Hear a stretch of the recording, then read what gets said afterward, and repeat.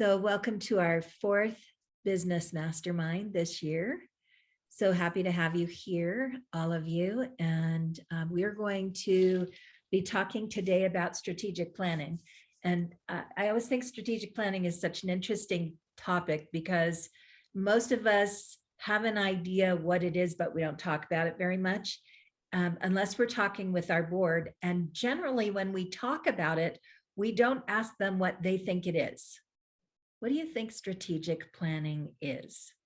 And so today I want to start by talking a little bit really about what strategic planning is and what strategic planning isn't. And those distinctions make a difference. So strategic planning is about setting yourself, this is a quote by Michael Porter, strategic planning is about setting yourself apart from the competition. It's not a matter of being better at what you do. It's a matter of being different at what you do. That's a really, really important distinction. A lot of times what motivates us towards strategic planning is believing that we need to improve things. And strategic planning is really not the process of improving what you're already doing. It's strategic planning is the process of analyzing what makes you unique in the market. So things to know about strategy. First of all, strategy is about being unique, not about being the best. Some of the most strategic plays put you in position number 2. Pepsi is a really good example, right? Great strategy. They separate themselves out from Coke. They are something different. And they really are something different. It's a different product.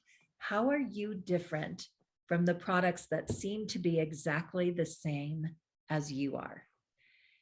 To be strategic, you have to make choices. Being in strategic development is not about just staying where you are and doing what you've been doing. Being in strategic development is about choosing who you're talking to, choosing what it is you want to put out front when you give your message, choosing what it is about you that you want to emphasize. And in order to make those choices, you have to ask the right questions. Otherwise, your choices don't have as much value. So we're going to talk a bit today about the questions that you want to ask yourself. In doing the work to be strategic, it's incredibly important that the strategy that you put in place is measurable, meaning there are really consistent ways of checking to see if the strategy is working.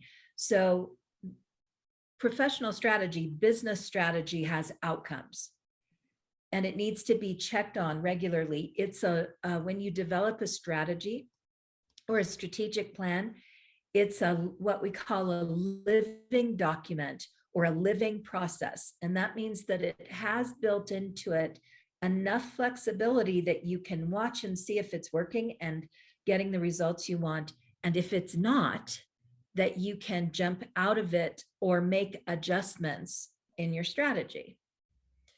So some of the things that you'll need to do are simple and things that you've probably thought about before. You'll need to define your audience. And so there are 2 different audiences that we're talking about.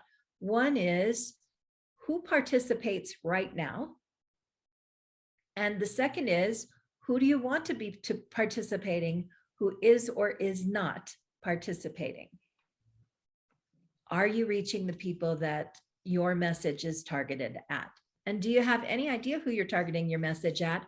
Or are you simply targeting your message at who shows up and who you consistently know to be there? And there's some of that. I think the longer we're with a particular organization, and what I mean by that is the longer we serve a particular community, I think it becomes easier and easier to just serve who shows up without giving thought to who it is you're trying to reach and whether these are the people you're trying to reach and whether this particular group needs to grow. Instead of deciding what you want to deliver, ask what your target audience wants and needs. This goes back, Jackie, we talked about surveys not too long ago. This goes back to being in the surveying process in-house which most of us do a pretty good job of. What do the people in the house like and not like? What we don't do a great job on, and a lot of us don't put any effort into at all, is surveying groups outside of our community who we would like to have in our community. We don't think about how to reach them, and we don't pay attention to articles and information that tell us what those particular people are dealing with. And so you might be thinking that you really want to grow the younger end of your community. Lisa and I were talking before everyone came in that she's got a younger end that's coming in, a nice sized group of younger 20 to 30-year-olds.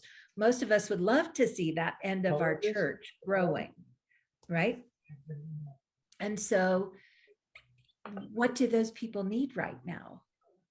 What are they facing that is different than the people in your building are facing right now? And those things can be really different. If your community tends to skew older, they're probably dealing with retirement income, limited income that can't expand, but they probably have a place to live and they probably can afford their groceries. If you're trying to reach 20 to 30-year-olds, it's really expensive to get an apartment. They're probably dealing with how they're going to live. Young families are dealing with, can they ever buy a house?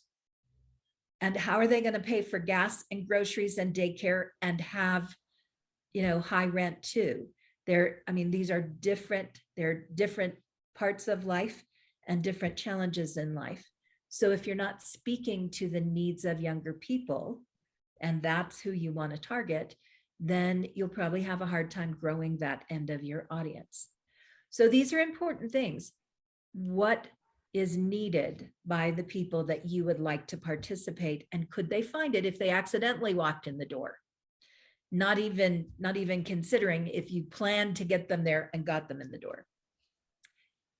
Create a measurable plan of action to give your target audience what they want. So a strategic plan begins with clarity about who you're trying to reach and what is unique about you, and moves from that into a plan to meet the needs of those people. Since this is a strategy course, it seems only natural to start with a discussion of what strategy is and what it isn't. First, consider the following strategy statements drawn from actual documents and announcements from well-respected companies. Our strategy is to be the low-cost provider. We are pursuing a global strategy. The company's strategy is to integrate a set of regional acquisitions.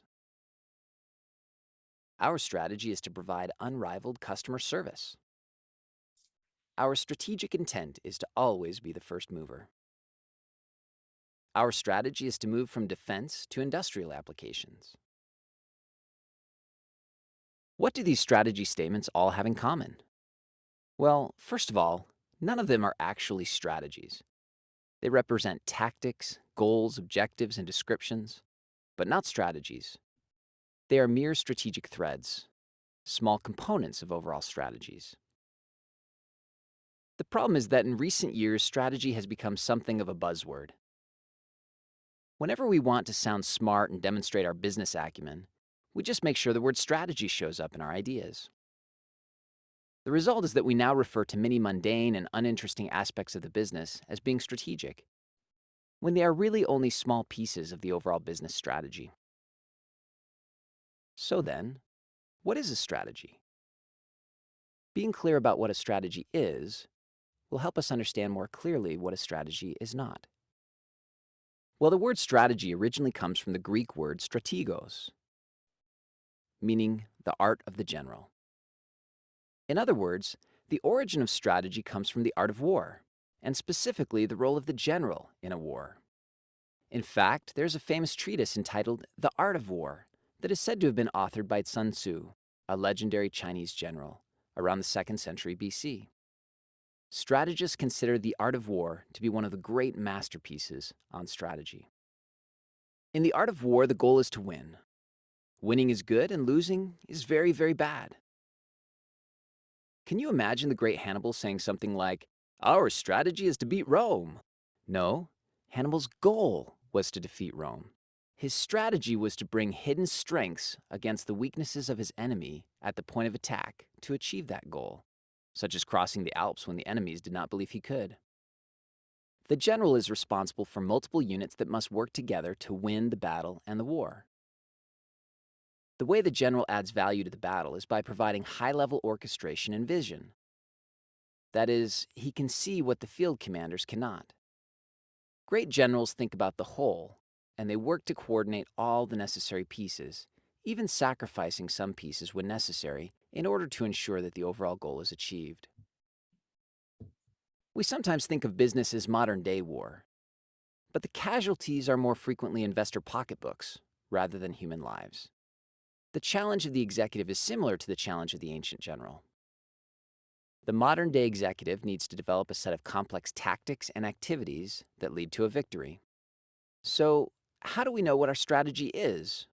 Or, if we do not have a strategy, how do we formulate one? A good strategy provides clear and concise answers to 4 key questions. First, where do we compete? In other words, what competitive arenas or markets will we be active in?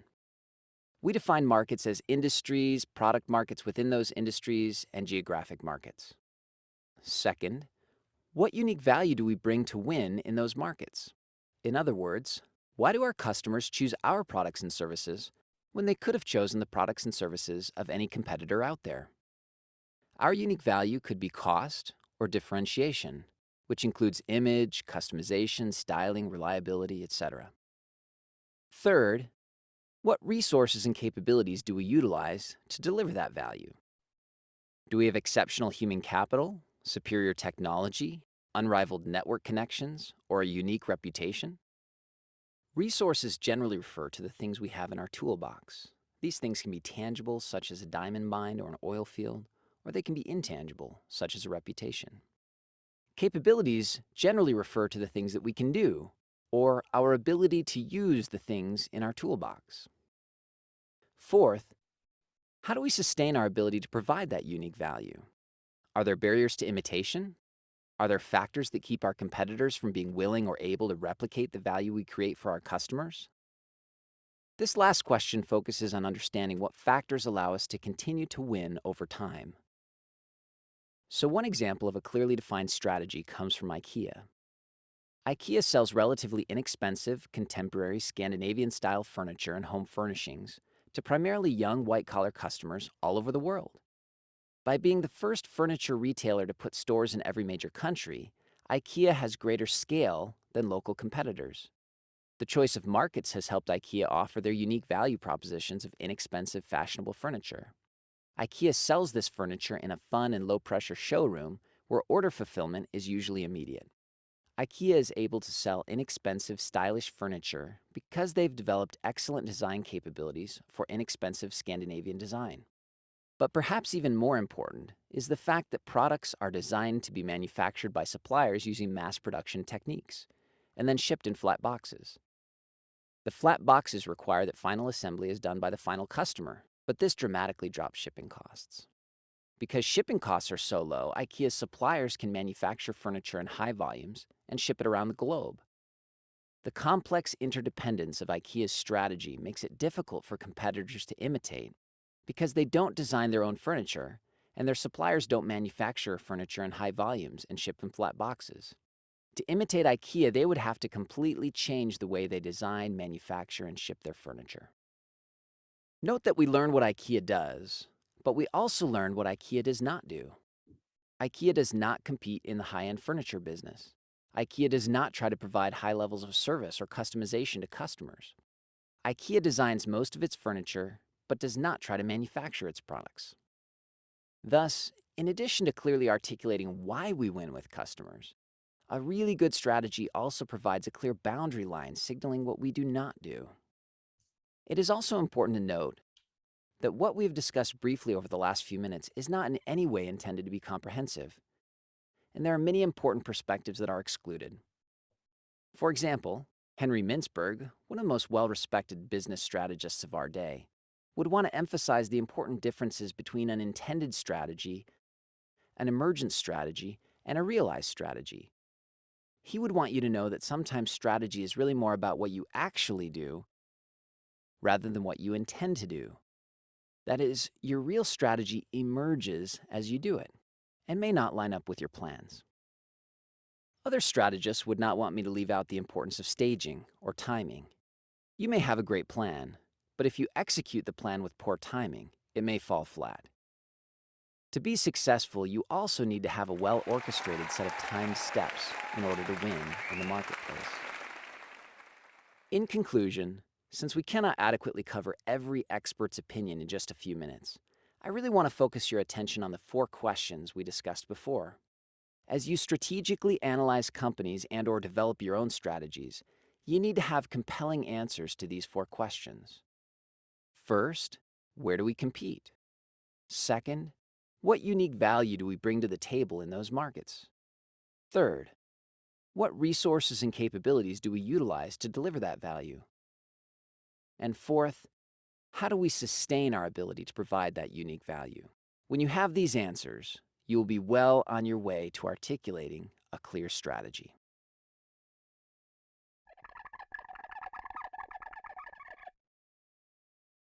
One of the challenges, I think, in ministry is that we are resistant to thinking like business people, because we went into ministry because we didn't really want to have to think like business people. We didn't want to spend our time in business.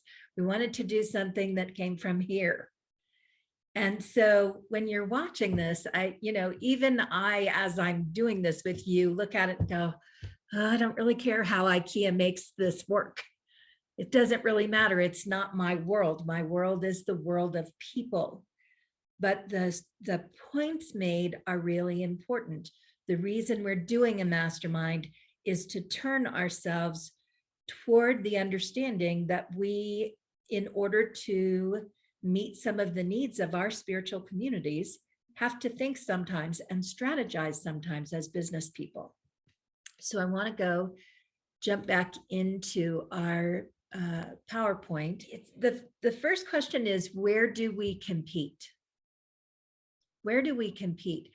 What is the arena that we compete in? So I would easily say our arena for competition could be considered the spiritual world, right? The world of religious studies, right? Where else do we compete? What other arena is applicable to us? LGBTQ affirming. Absolutely. What else?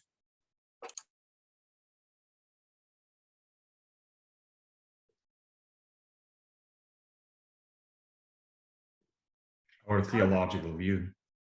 Our theological view is unique for sure. That's unique, and that's what most of us are going to think about, that we compete in the theological view. It's definitely a unique point about us. So let me see if I can say this word differently. If you were looking online for spiritual growth, for the opportunity to grow your soul, what are the tag words you might use? Affirmative prayer. Good. Meditation. Yeah. How about personal growth? Could we say that we compete in the personal growth world? Right. How about ceremony and experience, sacred experience? Right. Community building for sure. Inclusivity. Yep. What else? I think in how we teach our children values, that they are a value. So children's education children's spiritual education, maybe. Anything else you guys can think of? So this is a really big first question. Where are our people? Where can we find them if we can't find them is locked into this question. Where would we find the people who might find what we have useful.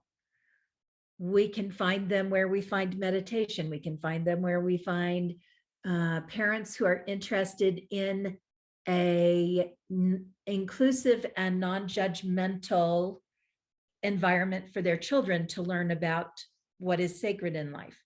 We can find them any place where people are about ceremony and sacred experience.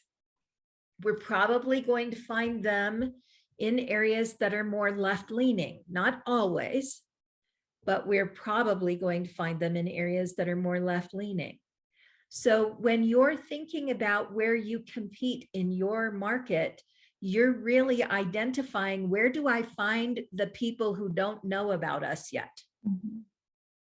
How do I get, what is my strategy for reaching those people who are not inside my building, but should be and would like it if they could find their way in?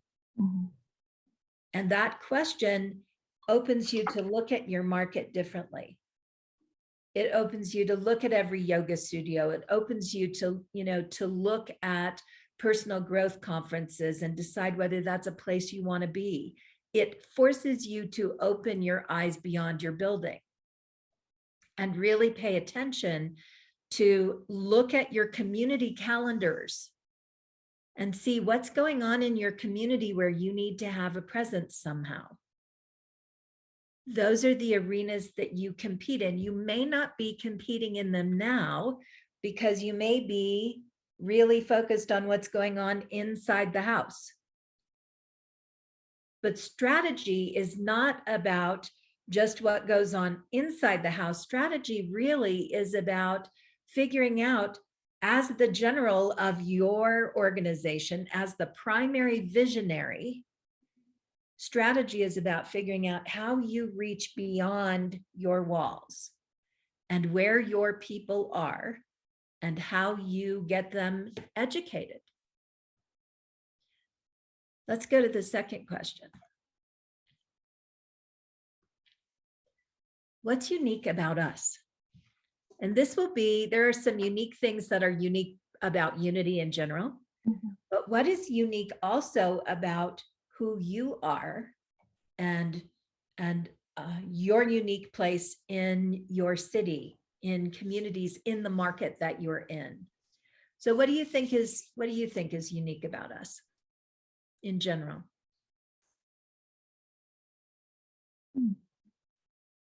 Why are you at Unity and not somewhere else?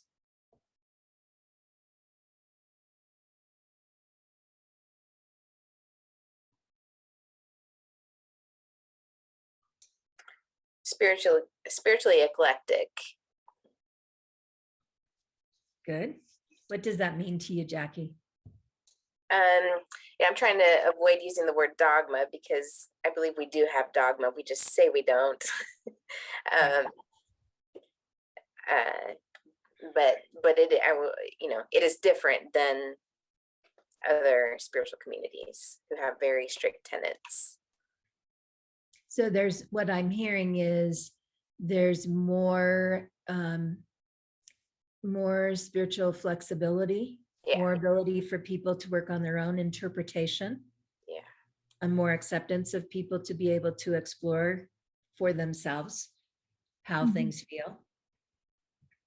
So we teach a certain thing, don't we? Like, we teach what we teach, but we don't tell people what they have to believe. They really can take or leave what we're teaching, right? In fact, we teach that.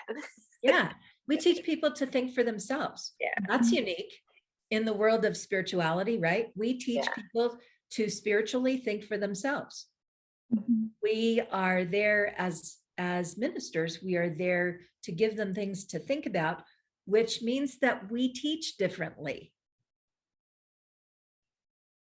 So we might say, following that thread, we might say, we empower you to take charge of your spiritual journey.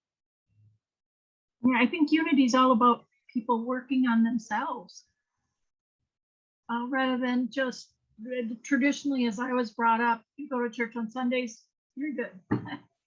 And this is working to be better. Yeah, so here's another interesting thing, Cindy. When you're talking about that, we provide people with tools they can use 7 days a week, Mhm. right? So Yes. the tools that Unity provides are tools that allow you to make your life sacred 7 days a week, not just on Sundays. And they're not only applicable in the building. They're tools that we want you to take out and use.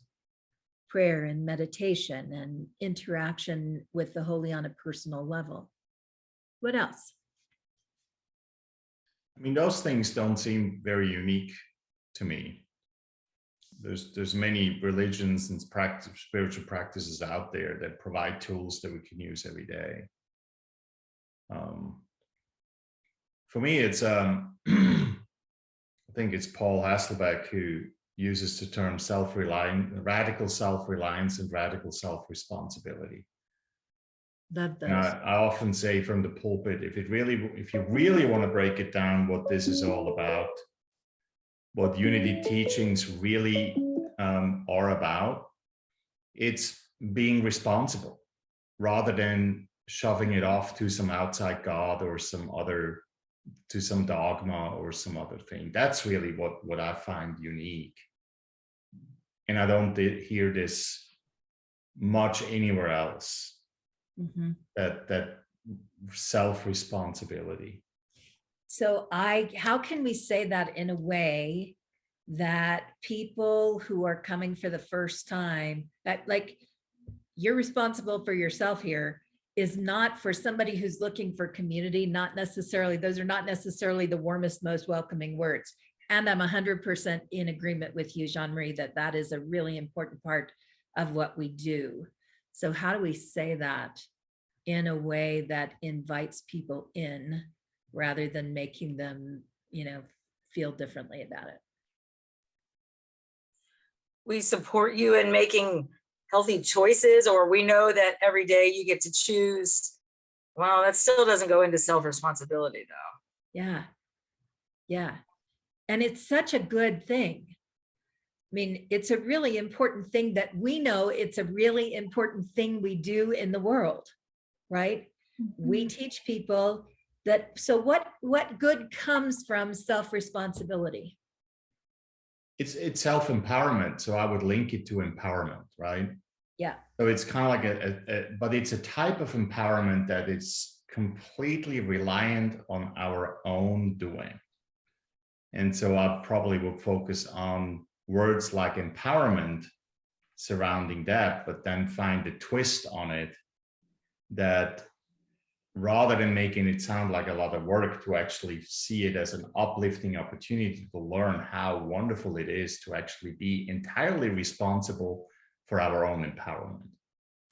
And there's this piece of it, right? That is like, whoa, once you get this, once you really understand that you're creating, then you have the ability to create what you want. But until you understand and take that level of responsibility, you still feel like a victim.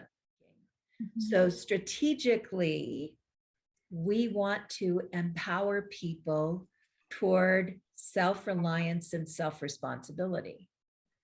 But empowerment may be the word that we use when we're out in the market to get people to come through the door.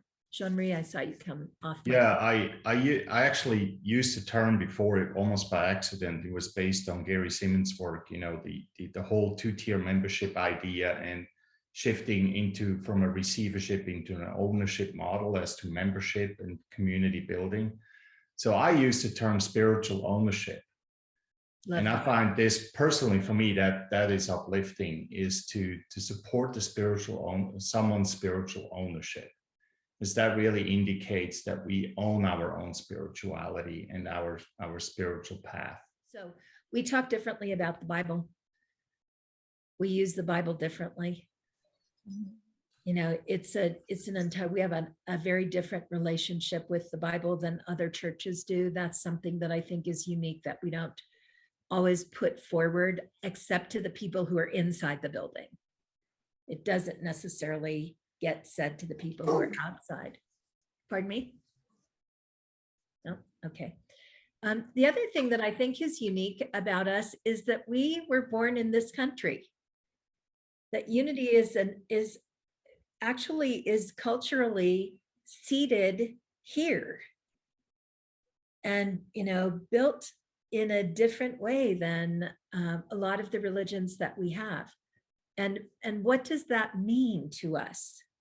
What is it about us that is uniquely American? How are we different from other religions because of that? How do we understand the culture of our religion with both the good things and the bad things that come from that? It's something to think about, something to give consideration to. And another place that we're really different from a lot of religions is our relationship with women. We have lots of women leadership. We have women are treated, completely equally across the board. Those are things that, depending upon, you don't think so, Jean-Marie? No, Oh, interesting. I Okay, don't so- think. I agree with Jean-Marie. Yeah. I think there is no, absolutely no. Anyway, I'll leave it at that. Okay, that's fine. That's an interesting thing. Because I'll tell you that my experience of it has been that. But remember that I come out of a religion that really wasn't that. My religion. Oh, of I get it. origin- Yeah. My religion of origin is really, really different. So I see us as being this great playground for women. So it's interesting, right? Interesting that we have different opinions. Now you have to look at these are kind of generalizations we've been talking about. Now you have to go through the same process with your particular place of service, your spiritual center. What is unique about you? Part of what is unique about you, and this will come up in resources, is you personally. But let's take you out of the equation right now. What is different? How do you differ from other unity centers? How do you differ from the religious centers that are within a 5-mile radius of you?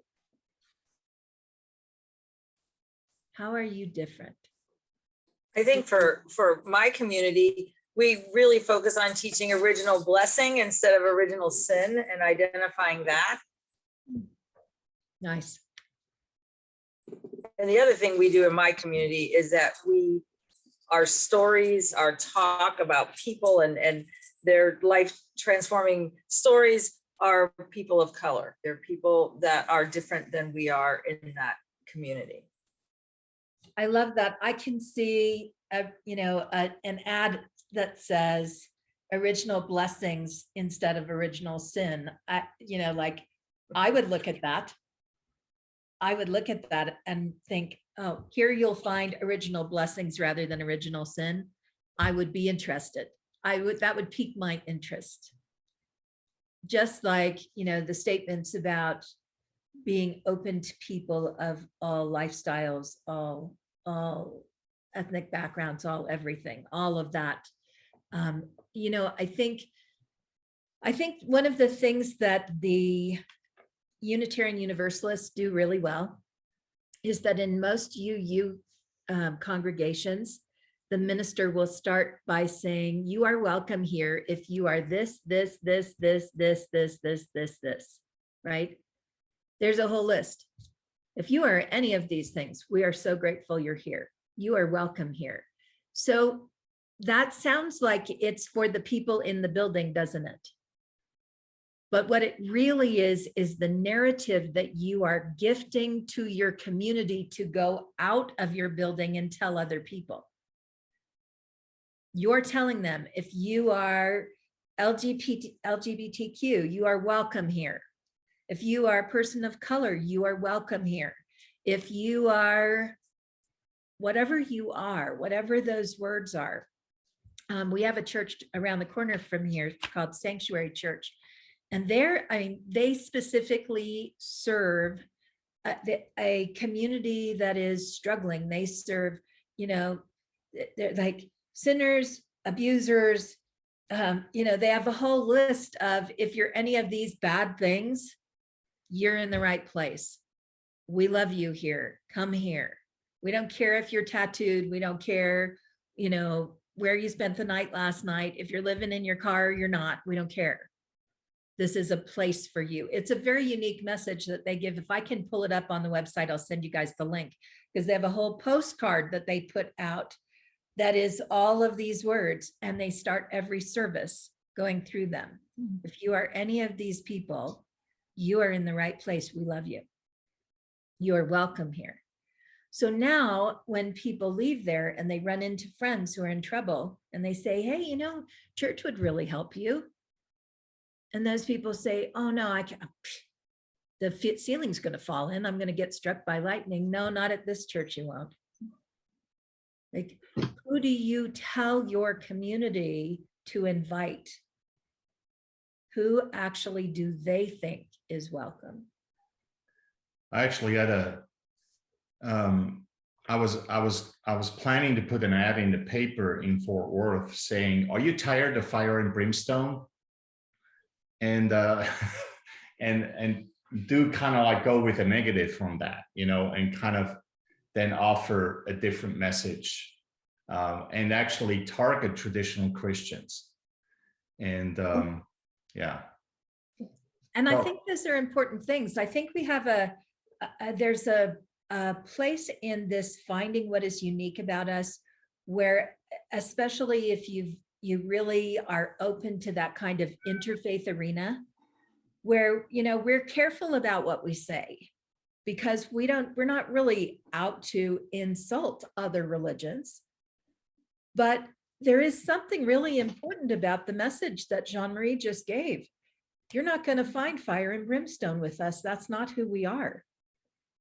And if you're looking for something different from fire and brimstone, you should walk in our front doors and give it a try.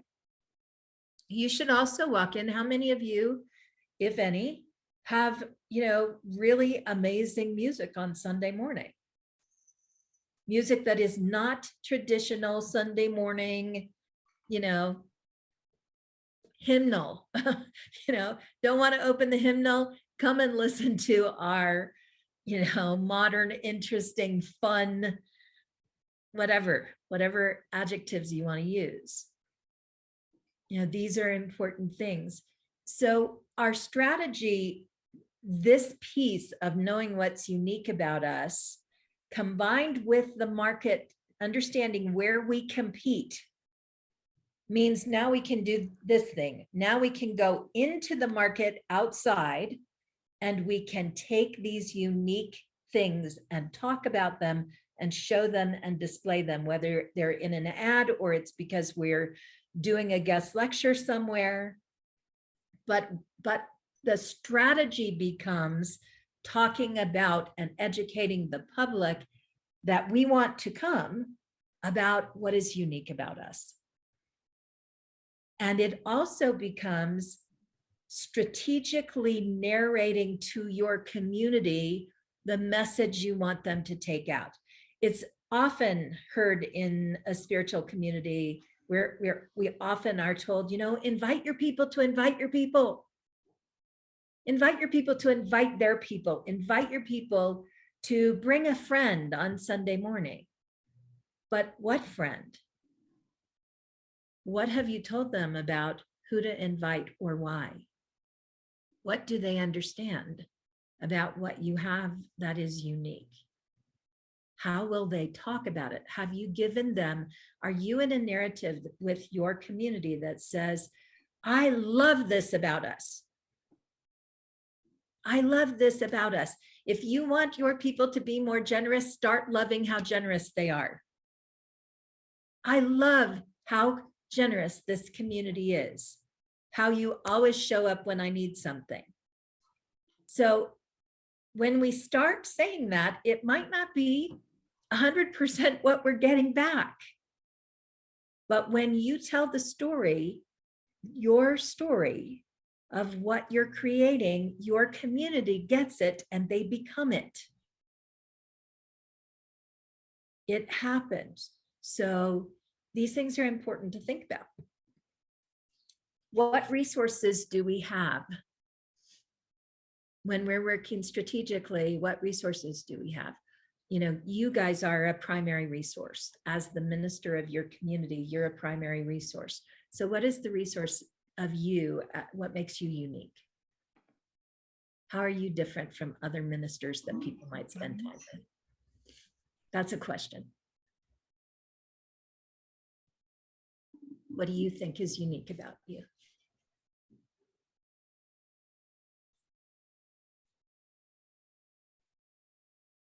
I'm not American. Yeah, right.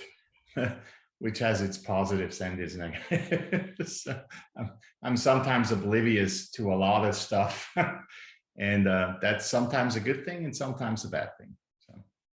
Well, and it gives you the opportunity to say, you know, we are internationally focused, because you will understand things. There is a market of people who are in your area who are international, who would love you for the fact that you see the world from a bigger point of view than other people do. That's definitely a resource, a unique resource, if you talk about it, if you find a way to get that out into the arena in which you compete. What else, guys? Good point. In Unity, I'm unique in that I have kids at home, but I don't think that's necessarily unique to other denominations. But I am married to a woman and I'm Latina. Yeah. So all of those give you insights that other people wouldn't have. They allow you to speak differently, to speak in a broader way. What else, guys?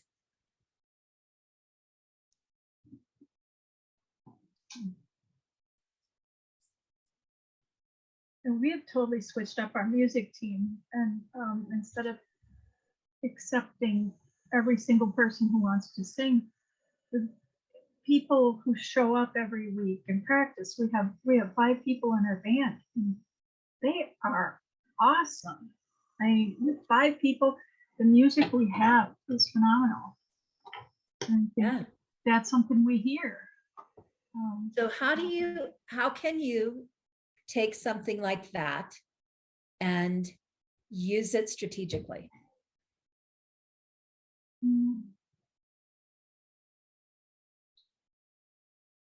We've even thought about doing fundraisers based on a concert. Yep, concert, have people come in and hear you other times. You can record your team and get those videos, start looking at locally based, like here we have 411 for the 719. 719 is our area code, and 411 is information. So that's a Facebook group, 411 for the 719. So you could take music and say, you know, if you're looking for a place where the music's going to get you out of your seat, here's a taste of what we have at Unity of whatever. Wonderful. Right?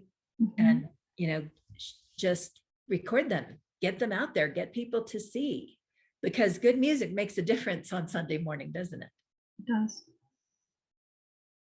In, you know, Unity Spiritual Center here in Colorado Springs is 100 years old this year. That's an important thing in terms of community. If you're looking for a place that has stability and is going to be around 100 years from now, we're 100 years old. You can craft a message around that. It's unique, especially at a time when churches are closing down, and for people who maybe have lost their church. And we've been here for a long time. We're going to still be here 100 years from now. A resource doesn't have to be something you promote. A resource could be that you have money in the bank that allows you to strategically do something different that another church might be able to. Maybe strategically you have enough money that you can afford to create an amazing Christmas display at your building that's going to get you news coverage and going to get people into your parking lot. Maybe it's not money you have. Maybe it's the way your building is laid out, that people can drive in a circle. So they can drive in and they can drive out, which means they never have to get out of their car to take their kids to see the wonderful whatever. You can meet them with a pamphlet at the front door. They can drive through and see the lights, and they can drive out the other side. But getting people to know you're in the neighborhood means they know they can come and see you for some other service. Jean-Marie? I gotta go. Okay, Sorry. friend. We'll see you Didn't want soon. to interrupt. I just Thank you. wanted to wave goodbye. Bye-bye. So thinking about what resources you have is part of you have a market you want to reach. You have certain things that are unique that you want to educate them about, and you have resources that allow you to educate. Do you see how these pieces fit together? Is that making sense to you? Mhm. Okay, let's go to the fourth question, which is what you're doing sustainable for 7 years? When you are looking strategically, could you build, so let's go back to the Christmas tree lights display that everybody's going to come to every year, because you're going to get your people to contribute lights and, you know, metal reindeer for your yard. And they're going to be so excited to put it all up every year because the community around them is going to love it. Can you do that for 7 years? You have to look at your community and say, will people stay with this if they only have to do it once a year? Will they do this? That's different than something you have to do once a month or every other week, which might not be a sustainable thing, depending upon who you have to involve and how you have to get things done. A once a year thing is probably pretty sustainable. You can probably make that happen. You have a whole year to find a crew. But thinking about what you're doing sustainably is important. Getting out into the market, if there's a metaphysical fair that you want to go and participate in and have a booth at, and the cost is $700 for the booth twice a year, is that sustainable for you? Can you put it in your budget? Can you afford to do it? So when you're working on your strategy, one of your questions has to be, is this sustainable? Can we do it over time and measure it? Because a one-time wonder does not a success make. Just because it worked one time does not mean that you had a home run. It means it was interesting. The thing is, it needs to be interesting over the long run. And the fifth question that they didn't put on here is, what do you not do? Who are you not? When Jean-Marie says, are you tired of fire and brimstone? That's not who you are. Being able to clearly give a message, this is not us. We are something different than this. That's a valuable piece of information to take into your marketplace. So strategy is about knowing who you want to reach, where to find them, what resources you have, and how to sustainably work that in that arena. And everything else that you do underneath that is tactic. It's a tactic to schedule your Christmas display. It's a tactic to go out on bulletin boards and put up a postcard with all those words, or to stand at the front every Sunday and teach a narrative. These are tactics for achieving your strategy. They're tactics that support your strategy. And this is a different way of thinking about things than a lot of people do. One of the biggest mistakes that we make is we think we know what people want. We don't ask. So getting yourself outside of your building, creating a focus group of people who are, call all your yoga studio teachers together. Find out who produces your local metaphysical fair. Look at self-improvement conferences. If you're in a big enough city, you'll have some there. If you are not, look at the biggest city around you and make a call to the people who run those things and ask them. So tell me about the market.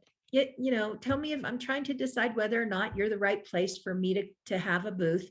Tell me about who you reach and what problems they have. And then when you set up your table there, ask them, what are the biggest, we're trying to find out what are the biggest problems for people your age. You have an in-house group that's forming right now, Lisa, of that certain age. You have a great group to get them together on a Sunday. What do people your age need from us? If you have 5 people in your community who are in an age group or a lifestyle that you want to target, that you want to serve better, get those 5 people together and say, what could we do to serve you better? Because asking questions will give you insights you think you know, and they'll bring up something that you have that you could put out there that you don't have any idea about. You don't even know that that's part of what they're looking for right now, or part of the problem. How you accomplish your strategy is tactical. You figure out these 4 questions, 5 in terms of who you don't reach and what you're not targeting. And then you create tactics that will support that with measurable steps. We want to see this end of our community grow. How will we know it's growing? And with predictable outcomes. As much as we don't want to think of churches as competing, because it's really easy to kind of be in like, okay, God, bring them to the door. I'll do my work. You get them here. I'll do the rest. I'm in. But that's not strategic. There's truth to that. Someone shows up, you're going to do your best to be in service. Mm-hmm. The point in being strategic is growth and shift in consciousness. Growth and shift in consciousness. And sometimes shift in consciousness happens just because there are more people who think the way you want them to think than there are people who don't. So you shift the consciousness by majority. And that is all about strategy. What are you strategically creating? There is a reason that you are moved in a direction. There is a reason that your heart is pulling you in a direction, because you have certain work to do that is unique from other people's work. And when you follow that pull, when you follow that heart tug, and you begin to strategize toward that, you are strategizing into what is yours uniquely to do. And, we balance that out by loving the people that we serve through the good times and the bad times and the hard times and the times that, they bring out the best in us and the times that they bring out the worst in us. But your heart pull is important. Pay attention to what your heart says.